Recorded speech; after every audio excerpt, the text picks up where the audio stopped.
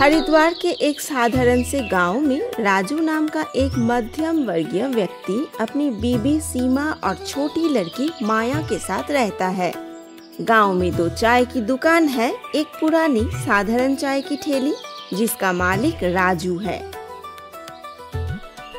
और दूसरी आधुनिक भव्य चाय की दुकान जिसका मालिक है निखिल।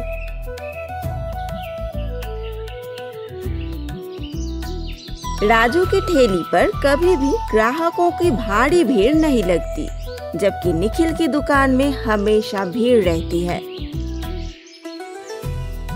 इस स्थिति में एक रहस्यमयी मोड़ आता है जो राजू की किस्मत बदल देता है। कैसे दिन कटेंगे? निखिल की दुकान पर तो ग्राहकों की भीड़ लगती है, लेकिन मेरी ठेली पर बस हवा का ही रुख है। राजू, हमें कुछ तो करना पड़ेगा। माया की पढ़ाई के पैसे, घर के खर्चे, सब कुछ कठिनाइयों में डूबा है। कुछ जादू हो जाए तो? देखो राजू, मेरी दुकान की चाय का स्वाद कुछ और ही है। इसी वजह से हमारे ग्राहक हर बार खुश होकर जाते हैं। बिल्कुल, चाय में तो स्वाद ही कुछ ऐसा है कि मन को छू जाती है। उसी समय बाबा दुकान की तरफ आते हैं और निखिल को गुस्से से घूरते हैं। दुकान पर खड़े होकर शेर मत बन, घर में भी जिम्मेदारियां हैं, याद है ना? निखिल चुपचाप बाबा की तरफ देखता है, थोड़ी शर्मिंदगी के साथ सिर झुका लेता है। एक बूढ़ा दाढ़ी वाला बाबा जिसके कपड़ों में सीधी साधुशीलता झलकती है, चुपचाप राजू की ठेली की ओर चलते हैं। बेटा, मुझे तेरी पीड़ा का एहसास हो रहा है। क्या तू ईमानदारी से मेहनत कर रहा है? बाबा, मेहनत तो बहुत करता हूँ, फिर भी किस्मत मुझे साथ नहीं देती है। आज मेरे पास एक वरदान है, लेकिन ये वरदान तुझसे कुछ सच्चाई और धैर्य की उम्मीद रखता है। बाबा साहेब अपनी जेब से एक पुराना चमकता हुआ छोटा पैकेट निकालते हैं। बेटा, ये है जादुई चाय की पत्तियाँ। ये तेरी मेहनत में 4 चांद लगा देंगी, लेकिन याद रख, असली जादू हमेशा तेरे दिल और ईमानदारी में निहित होता है। बाबा, मेरी दुनिया ही बदल जाएगी। मैं इसे अपने चाय में डालूंगा, देखना।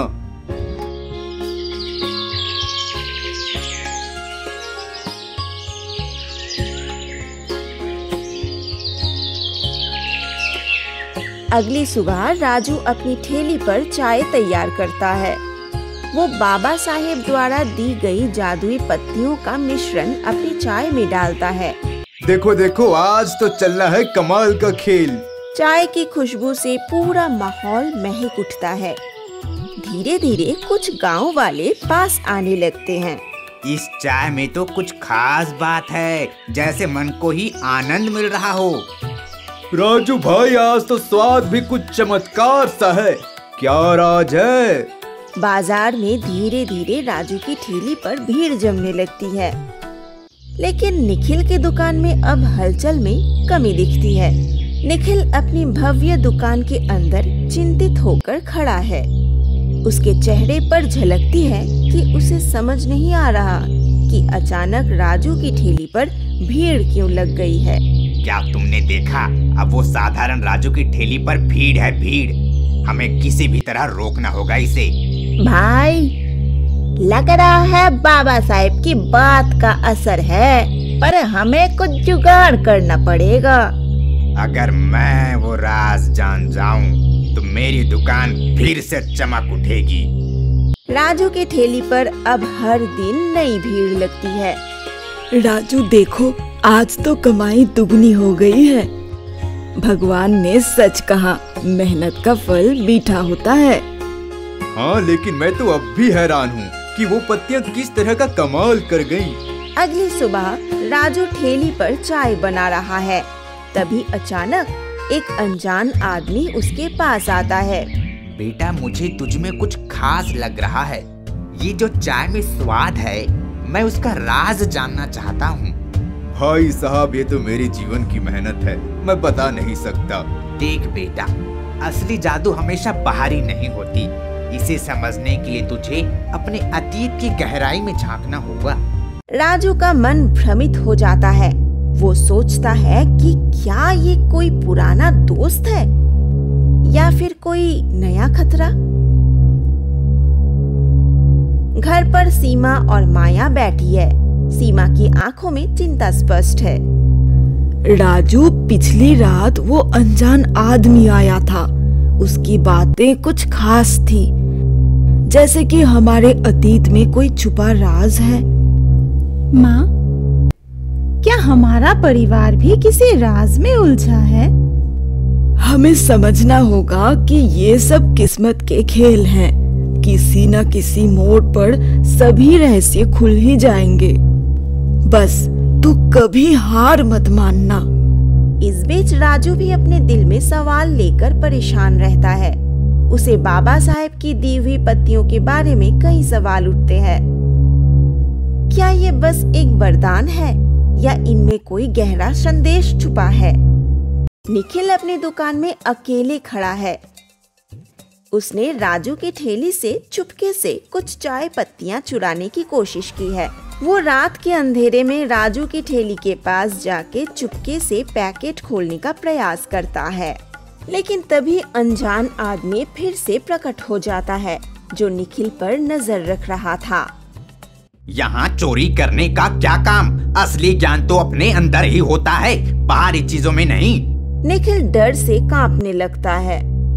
उसके फेस पर घबराहट की लकीरें स्पष्ट हो जाती है। एक दिन राजू को अपने दादा के पुराने घर की ओर बुलावा आता है।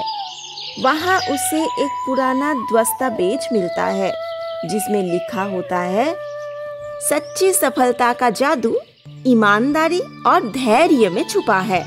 ये वही विरासत है जिसे दादा ने हमेशा मेरे लिए छोड़ा था। अब समझ आया, असली जादू मेरे अंदर है, मेरे अपने कर्मों में है। मैं ये रहस्य दुनिया से छुपा कर नहीं रखूंगा, बल्कि इसे अपने काम में उतार कर दिखाऊंगा।